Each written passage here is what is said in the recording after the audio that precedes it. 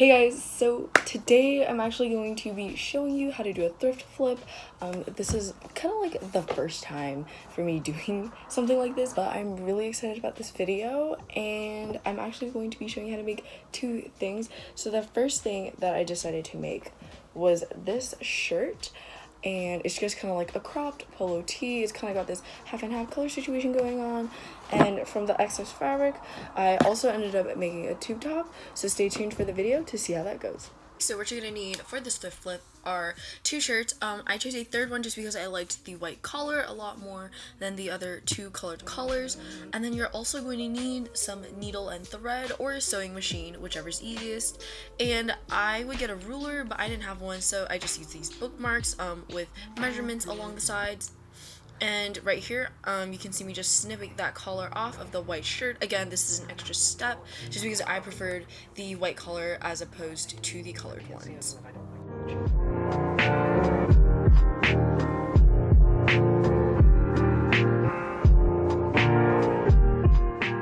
So what you can see me doing next is I'm actually going to be smoothing out the two shirts and drawing a line approximately where I think the half of the shirt is, and then I'm going to take my pair of scissors and cut along that line.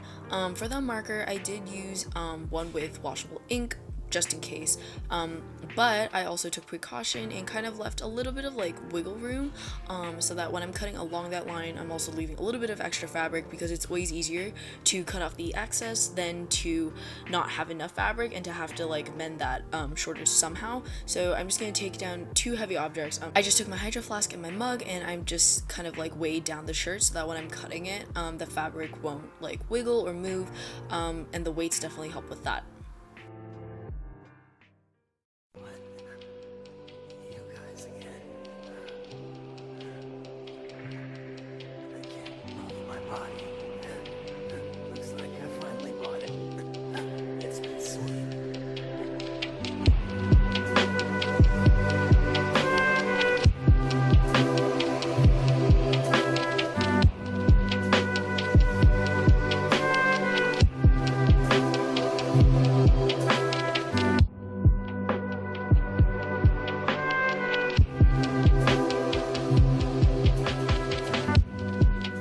I cut off the collars for both of my shirts, but if you do plan on keeping one of the collars for one of the shirts, you need to ignore this step for one of the shirts, but because I'm attaching a different color from a third shirt, I just cut off both, and now I'm just kind of cutting through the rest of the fabric in order to get the two pieces that we're going to attach together.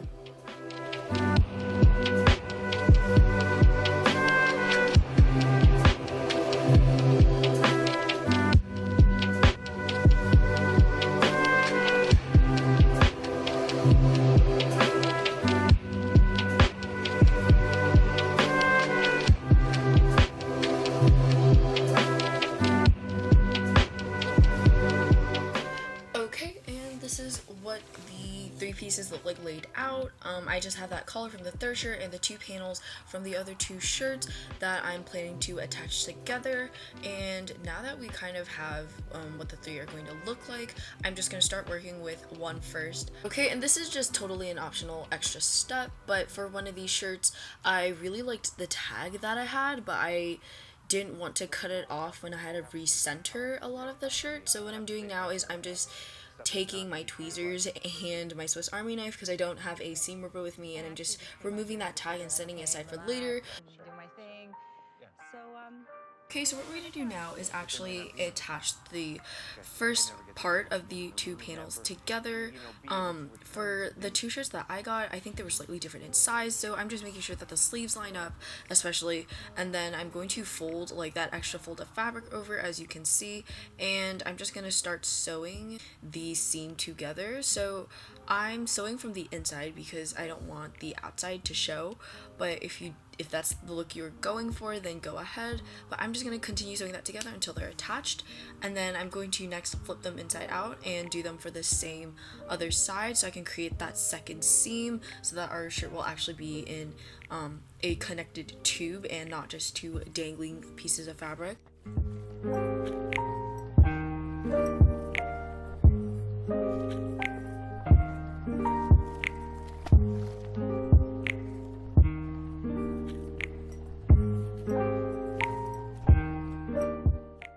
if you see right here, I'm just using that measurement bookmark ruler, whatever you have handy, just to kind of make sure that the seams are even so that we're not sewing this shirt like together unevenly from the front and the back. But after I'm done sewing that seam, I'm actually gonna move on to the collar. Now this is again an extra step, but I sewed from the inside of the collar, which trust me was not easy to find, but you probably want to leave a lot of room around the button area and around the collar just so you can attach it to the actual shirt. I'm a huge fan of using pins, safety pins first, to kind of just anchor down where I want it first. In this DIY I only have 2, so it is kind of difficult when you don't have as many as you would like. As you can see here, I'm now just sewing the collar and the button part to the rest of the shirt. Again, I have 2 safety pins kind of holding the rest of the shirt in place. I'm just using a very simple like back and forth stitch. This actually took me a really long time, partially because I made the stitches really small, because the smaller the stitches are, the better the stitches will like hold the piece together. If you can see right here, I'm kind of just showing you the stitching between the actual shirt and the collar. Those small stitches are definitely what's going to be keeping the collar stuck to the shirt. So the smaller the stitches you make, it's kind of like better for your shirt. So if you can see here, I'm just going to finish stitching the collar to the rest of the shirt. I would definitely recommend for this part, if you don't have a sewing machine and you're doing this by hand like me, I would definitely recommend doing this kind of like in parts of thread so that your one piece of thread isn't super long.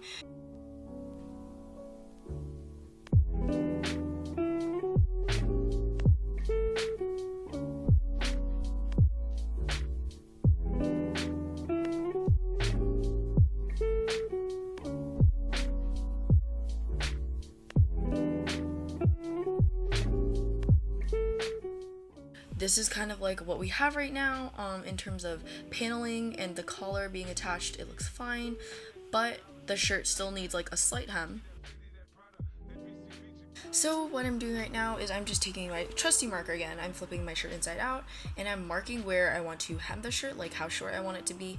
For me, this was stopping just below where I ended my last stitch for sewing the 2 pieces together, because if you cut that hem, you actually might undo all the stitching that you did. So for me, I just cut it a little bit below where that stitch ended and I folded up the bottom to create that hem.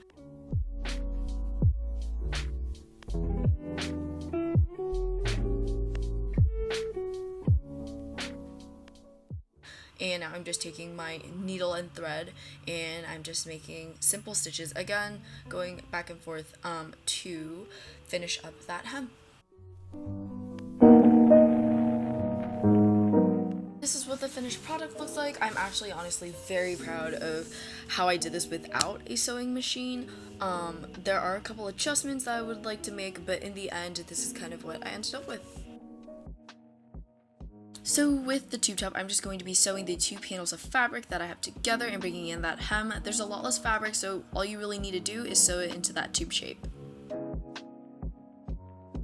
I have learned so much from putting together this whole video. First of all, I've learned how much work it takes to vlog or film a DIY, because let me tell you, half of the work was just doing the DIY and then having to film it at the same time and remember to film it while I'm doing it. And second of all, I just wanted to say this actually came out a lot better than expected. If I had to give myself some feedback, I would definitely choose, first of all, 2 shirts of the same size next time. They don't necessarily have to be the same brand, but these 2 shirts were 2 different sizes, and I feel like obviously that can cause some problems just in terms of sizing. It just worked out better than I thought it would, but as you can see, like the collar is just slightly uneven. I do have to like readjust the shirt, reposition, and I might just sew these down just because I don't really want to deal with having to readjust my shirt every 5 minutes. So thanks for watching, and I'll see you guys next time.